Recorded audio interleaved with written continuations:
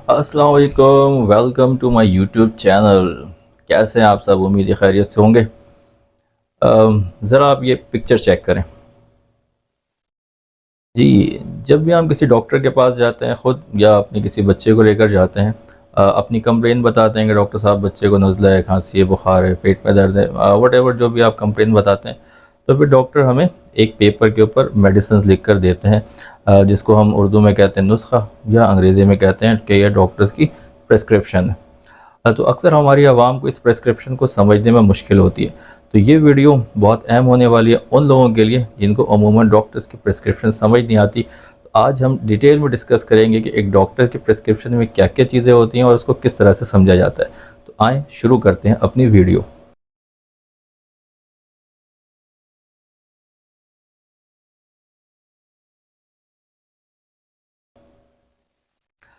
जी नाज़रीन, आपने सैंपल में चेक किया कि जब हम एक डॉक्टर के पास गए थे तो उन्होंने हमें प्रेस्क्रिप्शन लिखी थी और प्रेस्क्रिप्शन के अंदर कुछ मेडिसिन लिखी थी। अब हम समझते हैं कि इस प्रेस्क्रिप्शन में हमें क्या-क्या बातें पता होनी चाहिए। तो नंबर एक सबसे इम्पोर्टेंट बात ये कि हमें ये पता होनी चाहिए कि हमें कौन-कौन सी मेडिसिन देनी है, ठीक है? तो ये बात बड़ी इंपॉर्टेंट होती है। तो उसमें अमूमन डॉक्टर्स बाज़ दफ़ा नंबरिंग लिख देते हैं 1 2 3 4 ये मेडिसिन है, या बाज़ दफ़ा नंबर नहीं देखते, लेकिन आपको वो दवाइयों के नाम से अमूमन समझ में आ जाता है कि कौन-कौन सी मेडिसिन हमने उसमें इस्तेमाल करनी है। मिसाल के तौर पे जो एग्ज़ाम्पल हमने दिया, जो सबसे पहले हमने पिक्चर आपको शो की थी, उसके अंदर हमारे पास जैसे एक था सिरप अमोक्सिल, सिरप रेजेक्स, सिरप एसिफाइल और सिरप पैनाडोल। तो ये 4 आपको सिरप देनी है। अब नंबर दूसरा क्वेश्चन ये आता है, हमारे पास जहनों में आता है कि हमें दवा कितनी देनी है। ये बड़ा इंपॉर्टेंट क्वेश्चन है कि हमें दवा कितनी मिकदार में देनी है, क्योंकि उमूमन जब डॉक्टर्स प्रेस्क्रिप्शन लिखते हैं तो वो कुछ ऐसी वर्डिंग लिखते हैं, या समझ लेंगे कुछ इस तरह के नंबर्स लिखते हैं जो हमारी आवाम को बाज़ दफ़ा समझ में नहीं आता है। मिसाल के तौर पे जो हमारी पिक्चर थी, जो हमने पहले आपको शो किया, आप ज़रा उसको एक दफ़ा और चेक करें। उसमें लिखा है सिरप अमोक्सिल 1+1। अब इस 1+1 का क्या मतलब होता है? इसी तरह से सिरप रेजिक्स, इसका मतलब है 0 0 एंड हाफ।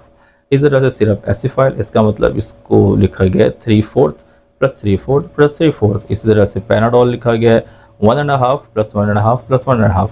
तो इसका मतलब क्या होता है, इसको समझते हैं। देखिए, मेजरमेंट के लिए हमारे पास बहुत सारे स्केल्स होते हैं, लेकिन जो हमारे घरों के अंदर नॉर्मली जो मेजरमेंट के लिए इस्तेमाल होते हैं, वो इस्तेमाल होते हैं स्पून।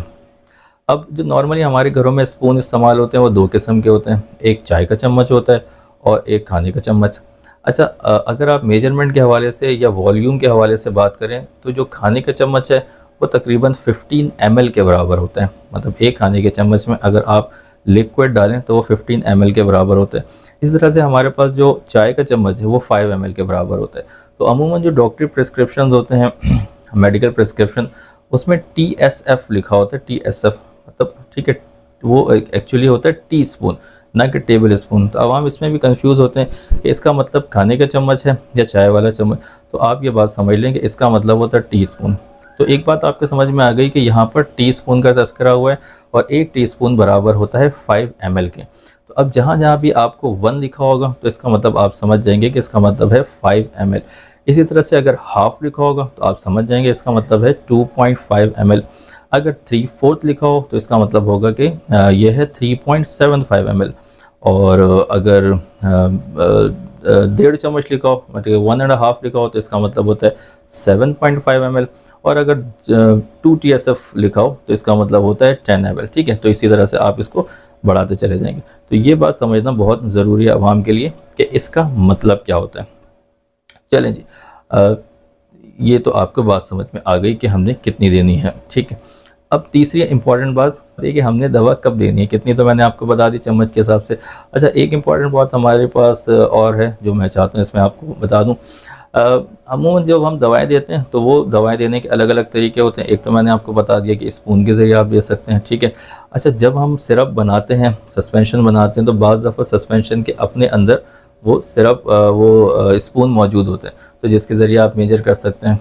तो अमूमन हमारे पास जो मेजरिंग जो हमारे पास स्पून है उसमें एमएल्स भी लिखे होते हैं कि 2.5 ml है, 5 ml है।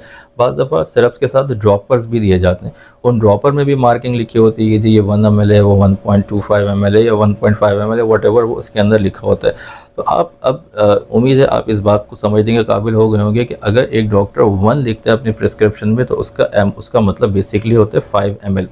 अमूमन मैं ज़ाती तौर पे पसंद करता हूँ या डॉक्टर्स को भी चाहिए, ख़ास तौर पे जो पीडियाट्रिशियन है, कि वो बेहतर होगा कि एमएल्स के अंदर लिख दिया करें, ना ये कि स्पून्स के अंदर लिखें। अवाम में ये कन्फ्यूजन पैदा होती है। अच्छा एक बात और, ड्रॉपर्स जो होते हैं हर ड्रॉपर की मेजरमेंट अलग अलग होती है। बाज़ सिरप्स के अंदर जो ड्रॉपर होते हैं वो थोड़े बड़े साइज़ के होते हैं, बाज़ ड्रॉपर जो अमूमन छोटे साइज़ के होते हैं। अमूमन हमारी जो आवाम है उनको अगर कहा जाए कि इसको एक ड्रॉपर पिला दें तो वो कोई स्पेसिफिक दवाई के ड्रॉपर पिला देते हैं, जो कि मुनासिब बात नहीं होती। जिस दवा से जो ड्रॉपर निकला है एक्चुअली मेजरमेंट उसी के हिसाब से ही होनी चाहिए। अलग से किसी और मेडिसिन के आप ड्रॉपर को यूज़ कर लेंगे तो वो बाज़ दफ़ा मेजरमेंट गलत हो सकती है, क्योंकि बच्चों के अंदर ख़ास तौर पे दवा की मुनासिब मिकदार और बिल्कुल ठीक मिकदार देना बहुत ज़रूरी है, वरना बाज़ दफ़ा दवाइयाँ अपना काम नहीं करती और हम परेशान हो रहते हैं कि डॉक्टर साहब दवा तो हमने पूरी पिलाई लेकिन वो काम ही नहीं कर रही है, बच्चे का बुखार ही ठीक नहीं हुआ। तो जब हम तफसील से पूछते हैं कि आपने दवा कितनी पिलाई तो कहते हैं हमने तो इतनी इतनी से हिसाब से पिलाई, जबकि वो बिल्कुल ही गलत दवाएं पिला रहे होते हैं। चलें, तो ये बात बहुत समझने के लायक है। तो इसकी डिटेल जो है ना आप अपने जो डॉक्टर्स हैं उनसे भी आप पूछ सकते हैं। तो उम्मीद है आपको ये बुनियादी बात तो यहाँ पर समझ में आ गई होगी। नंबर 3 क्वेश्चन ये कि कब कब पिलाना है। चलें हम उसी प्रिस्क्रिप्शन पर वापस चलते हैं। तो हमने यहाँ पर देखा कि लिखा था सिरप अमोक्सिल, अब 1+1। अब यहाँ पर आपको समझ में आ गया होगा कि ये सिरप अमोक्सिल 1+1 का मतलब है सिरप अमोक्सिल 5 ml + 5 ml, मतलब 5 ml देना है, 5 ml देना है, मतलब दिन में 2 दफ़ा देना है।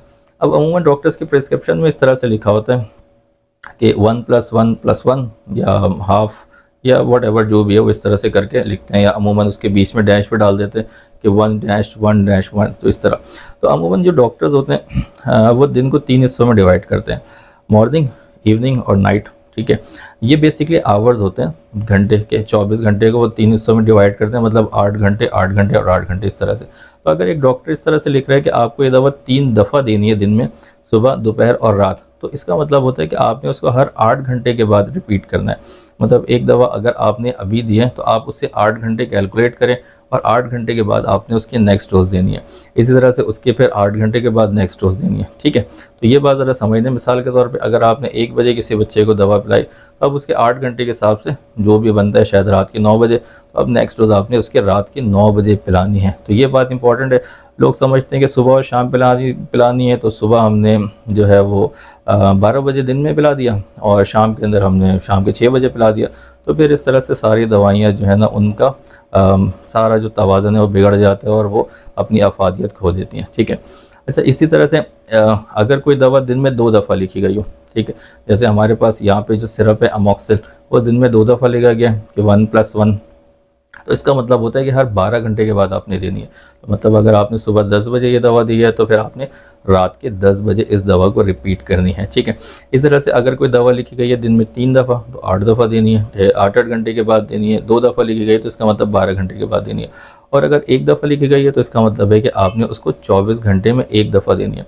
अच्छा कुछ दवाएं जो हैं वो सिर्फ मॉर्निंग आवर्स में दी जाती है, उसमें डॉक्टर्स मेंशन कर देते हैं कि सुबह नाश्ते से पहले इस्तेमाल करें, और कुछ दवाएं जो है ना वो रात के टाइम पे दी जाती है, तो उसमें डॉक्टर्स कह देते हैं कि रात को सोने से पहले इस्तेमाल कर लें, या उसके लिए ख़ास एब्रीवेशन इस्तेमाल किया जाता है HS का। HS का मतलब होता है at the hour of sleeping, मतलब जब आप सोने लगे उस वक्त इस्तेमाल करें। ठीक है, तो ये बात भी आप ज़रा नोट कर लें। तो यहाँ तक भी उम्मीद है आपको बात समझ में आ गई होगी।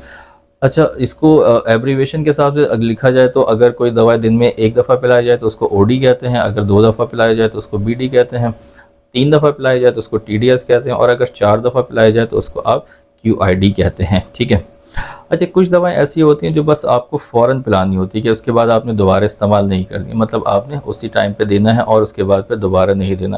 तो उसके लिए अमूमन डॉक्टर्स टर्म इस्तेमाल करते हैं स्टैट, STAT स्टैट। मिसाल के तौर पे कोई बच्चा है उसको फ़ीवर हाई ग्रेड हो रहे हैं तो आप उसको एक दवा उसकी जो है ना वो पर एनल उसको देते हैं फ़ीवर उतारने के लिए। मिसाल के तौर पे आपने उसको कोई इंजेक्शन लगवाया, अब उस इंजेक्शन को उसको दोबारा हाजत नहीं है, सिर्फ आपने वक्ती आराम के लिए उसको लगाया, तो वहाँ पर आप डॉक्टर प्रिस्क्रिप्शन पे लिख देते हैं स्टैट। ठीक है, मतलब जैसे इंजेक्शन प्रोवास 5 ml या 10 ml स्टैट, तो स्टेट का मतलब है बस उसी टाइम पे लगाना है, दोबारा नहीं लगाना। इस तरह से बाज़ दफ़ा डॉक्टर्स लिखते हैं अपनी प्रिस्क्रिप्शन के अंदर SOS। मिसाल के तौर पे एक पेशेंट है, उसको बुखार हो रहा है, कभी नहीं हो रहा है, तो उसमें उन्होंने डॉक्टर ने लिख दिया टैबलेट पैनाडोल या सिरप पैनाडोल SOS। SOS का मतलब होता है कि जब उसको ज़रूरत हो तब वो इस्तेमाल करे और उसके अलावा इस्तेमाल ना करे, अगर फीवर है नहीं है तो वो इस्तेमाल ना करे, ठीक है।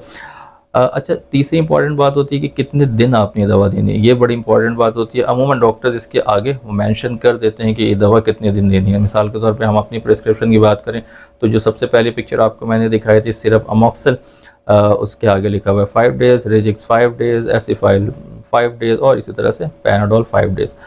तो ये था एक मुख्तसर सा तारुफ। उम्मीद है आपको ये वीडियो पसंद आई होगी। नेक्स्ट वीडियो में मिलते हैं। इस हवाले से अगर कोई भी आपको मुश्किल हो, परेशानी हो तो बराए मेहरबानी कमेंट बॉक्स पर ज़रूर से हमें आगाह कीजिएगा।